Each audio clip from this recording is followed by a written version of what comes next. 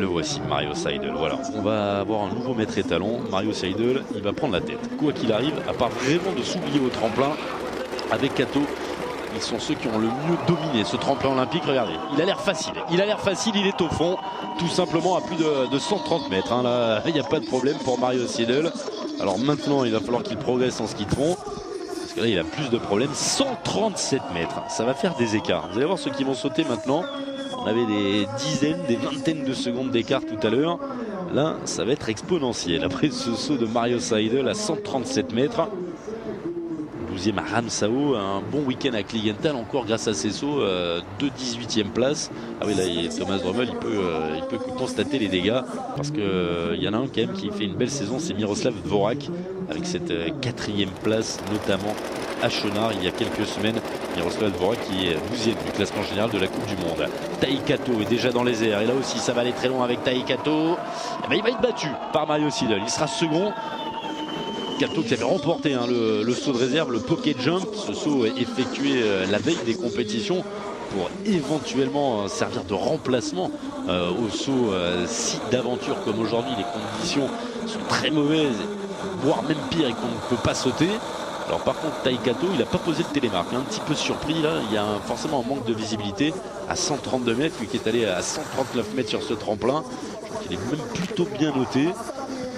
Descendu à Ryan Fletcher. Attention au Freya Fletcher. 6e à Kligenthal.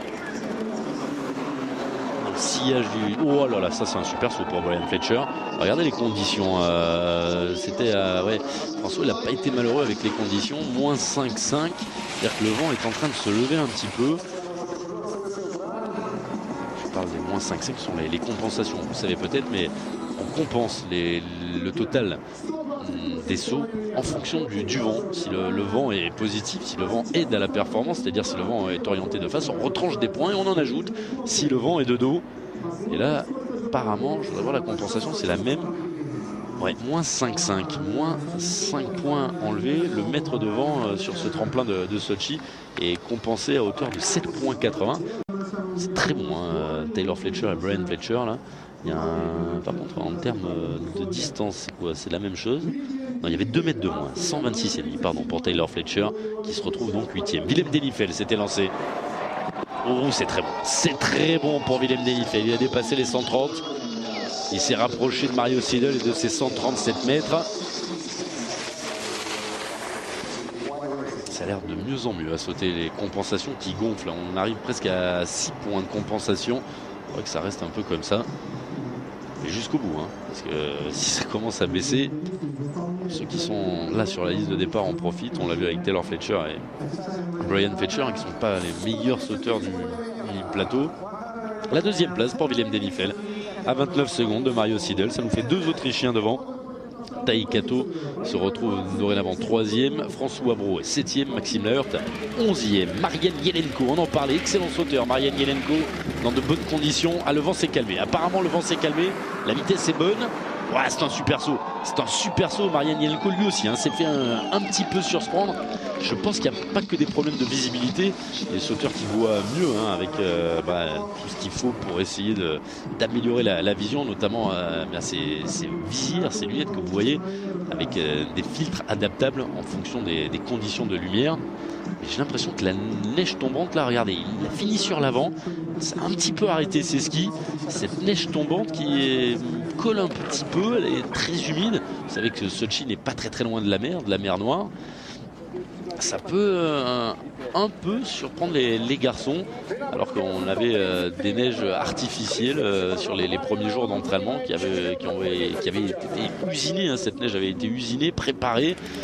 133 mètres, c'est très bien pour Yelenko, c'est la 4e place. Björn Kircheisen s'élance en ce moment. Tout le monde va loin, si même Björn Kircheisen va loin. Regardez là, on est toujours à... Ouais, ça change pas, il y a eu un petit peu moins de vent pour Yelenko. Là on retourne sur une compensation à hauteur de 6 points. On se rapproche du mètre de vent de face. Ça va aller loin, ça va aller très loin. Et on espère que Jason va pouvoir en profiter. Jason et Sébastien, bien sûr, Sébastien Lacroix, qui sera le prochain Français sur la plateforme d'élan. Il y aura le dossard 44, Sébastien. Avant lui, il y aura Johannes Rilzek, Magnus Krog, Miroslav Dvorak et Jürgen Grobak que l'on va retrouver sur la plateforme d'élan. Alors que Björn Kircheisen peut avoir le sourire. Il est combien? Ouais, 131 mètres pour Kirsch.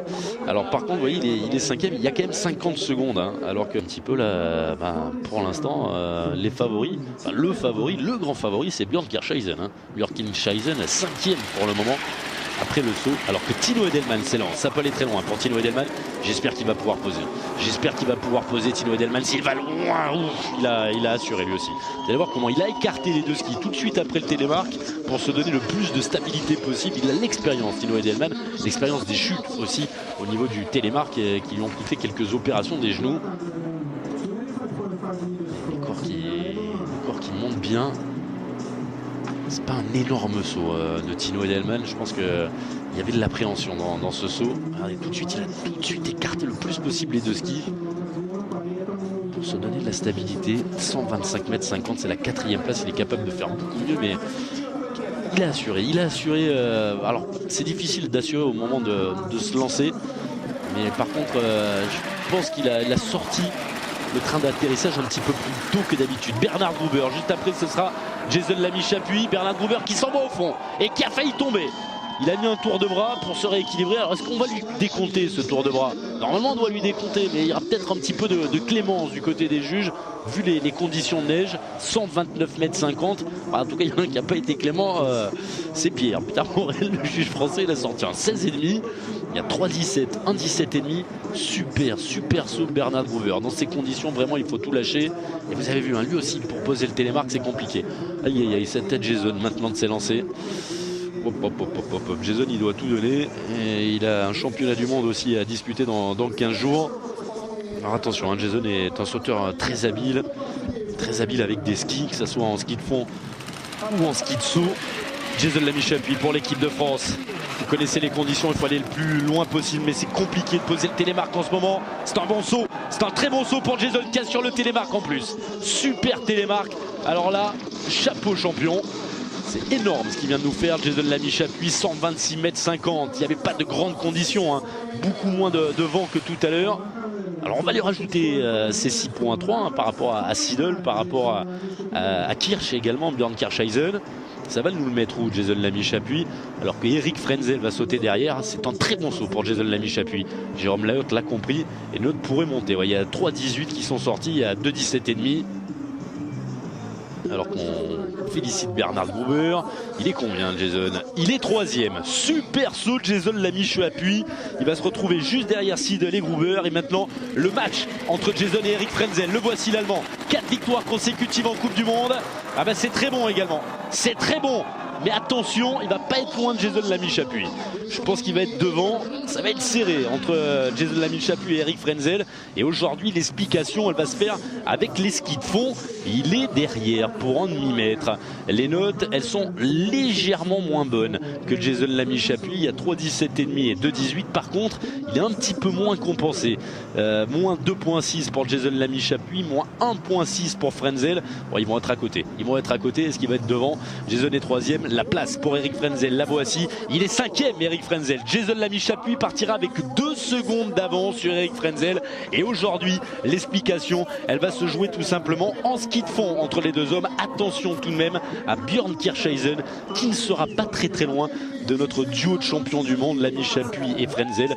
Ça sera peut-être même l'homme à surveiller, Björn Kircheisen, 9e après ce concours de saut. En tout cas, Jason Lamy-Chapuis a remis les choses en place. Excellent saut dans des conditions délicates. Et pour la première fois depuis un petit moment, il est devant Eric Frenzel avant la course de fond. Une course de fond que l'on suivra en direct, bien sûr, sur Eurosport.